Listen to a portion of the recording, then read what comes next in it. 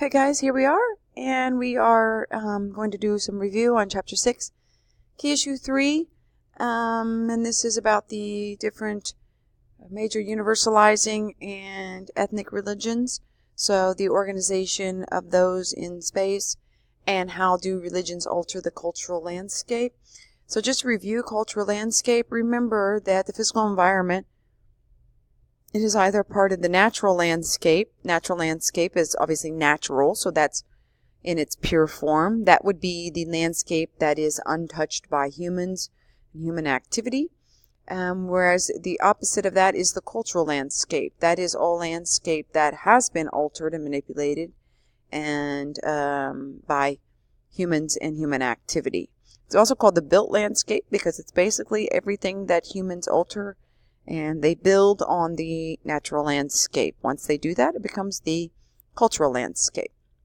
It's also how, if you just look at pictures or you look at the way a people use their physical environment, you can make a lot of assessments and observations about a group's culture. For example, if you looked around the landscape and you saw lots of crosses and statues of Jesus and nativity scenes, you would then assume that this is a culture group that is that adheres to Christianity. Whereas if you looked around and you saw Star David and you saw various synagogues, you would know that this is a faith that is adherent, or these are people who are adherents to Judaism. So when we look at cultural landscape and how the different groups alter this, they do so by building their places of worship, their houses of worship. They do so by the way that their sacred spaces and how they dispose of their dead, and other buildings and such that they may build on this landscape. So let's start with our places of worship. So whether it be church, basilica, mosque, temple, pagoda, and synagogue are familiar names that identify places of worship in various religions. Some religions require a relatively large number of elaborate structures, whereas others have more modest needs. This particular picture happens to be, this is in St. Mark's Square in Venice. And you can see this is the cathedral, extremely elaborate. So let's start with Christianity, specifically the branch of Roman Catholicism. And so in Roman Catholicism, they call this house of worship. This is a cathedral or a basilica. It is sacred and holy on the inside. It's also a gathering place to demonstrate adherence to the faith. The cathedrals, the basilicas for Roman Catholicism, you can see, tend to be much more elaborate, as we saw on the slide prior, and we see in this. This is the Cathedral of Notre Dame in Paris. You can see that it is extremely elaborate, and if you go into the inside, it is very ornate on the inside.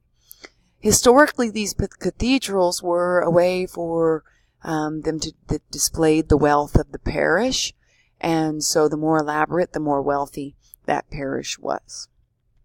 Next, in Christianity, we have Eastern Orthodox. And this is Eastern Orthodox Church. It's also wholly sacred on the inside, but is a gathering place to demonstrate their faith.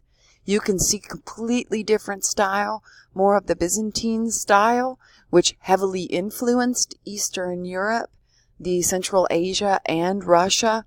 You can see this is very typical of this Orthodox architecture. Next, we have within Christianity, final branch Protestantism, and you can see that we have the church. It is a gathering place to demonstrate the faith. It is not considered to be sacred and holy on the inside.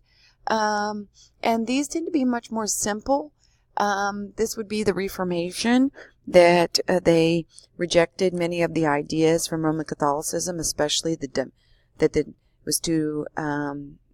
it demonstrated demonstratively focused on wealth and taxing the poor people.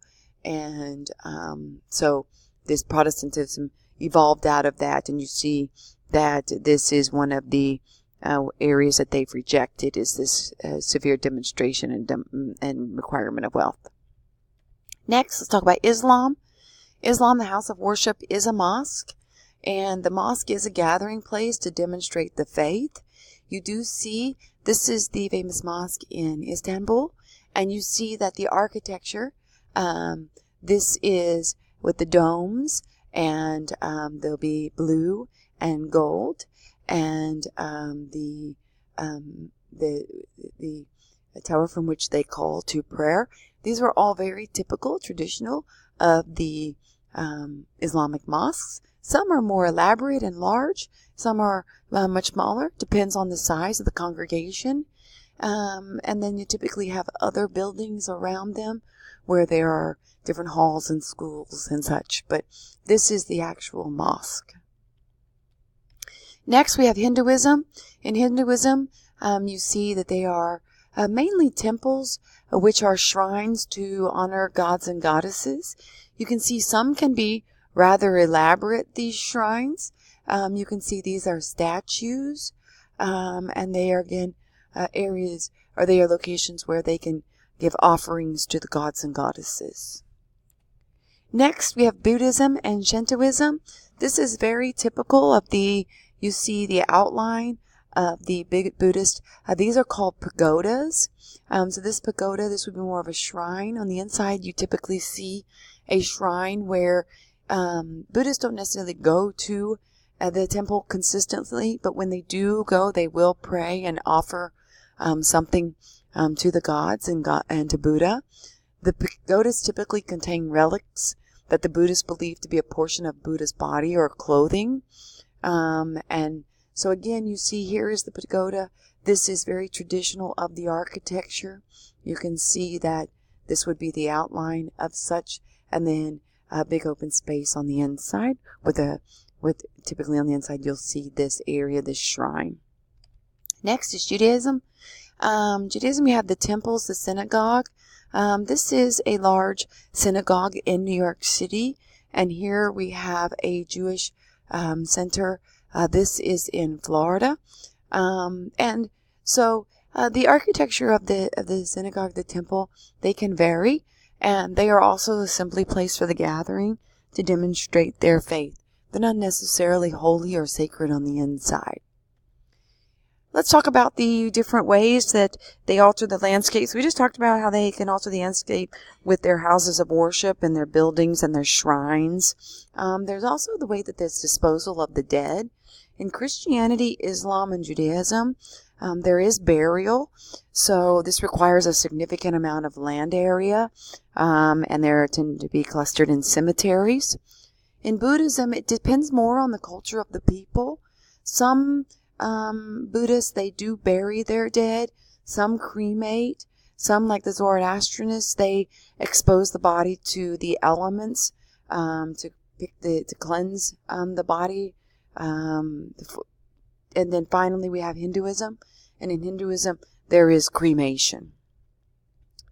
Next, let's talk about this idea of religious settlements. So there's this idea of the utopian settlement, which is an ideal community built around a religious way of life. And by 1858, there were about 130 different utopian settlements that had begun in the United States. Most utopian communities declined in importance or disappeared altogether at some point. Most colonial settlements were not planned primarily for religious purposes.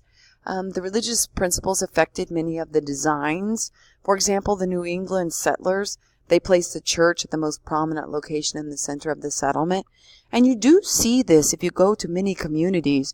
You will notice, especially Christianity, Islam too, that you will notice that these houses of worship, they are, especially in Christian faith, Christian areas, they are in a very prominent, centralized part of the settlement. So that's also how they affect their cultural landscape. Next, so as we look again at the Christian branches in the United States, this is where we will see these religious settlements.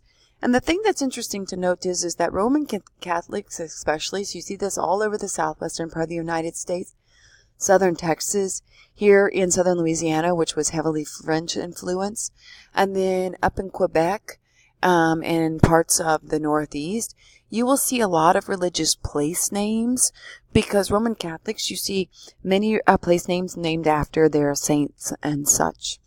So the cultural landscape in these areas will be heavily affected by their different the dominations and the branches nearby.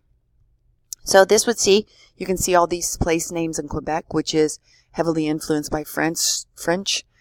So this was a heavy Roman Catholic area, and you see all of these represent saint, and then you have the Notre Dame, and these are not only place names, but you will see this with the St. Lawrence River and such as well.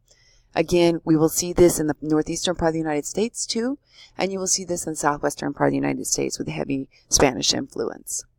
Next, let's talk about this idea of the administration of space. The followers of a universalizing religion, they must be connected so as to assure communication and consistency of the practices and the doctrine. Ethnic religions tend not to have an organized central authority. So when you look at hierarchical religions, one would be Roman Catholicism.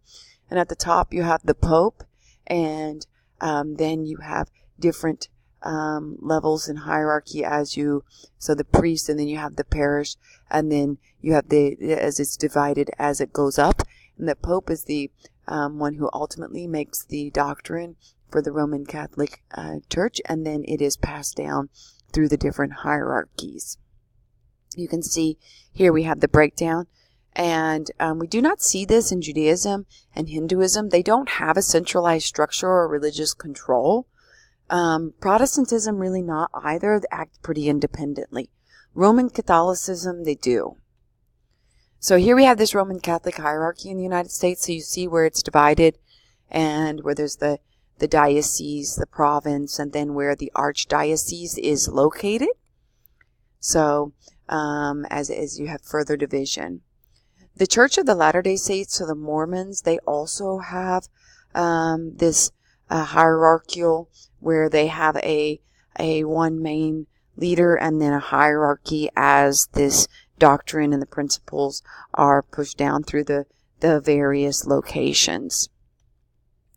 More locally autonomous religions, you see this: Islam, Protestantism, Hinduism, Buddhism. They tend to be more self-sufficient. The interaction among the communities is confined to little more than loose cooperation and shared ideas. So the different parishes, they tend to act pretty independently. And that concludes our review of Chapter 6, Key Issue 3, how they affect cultural landscape and the organization.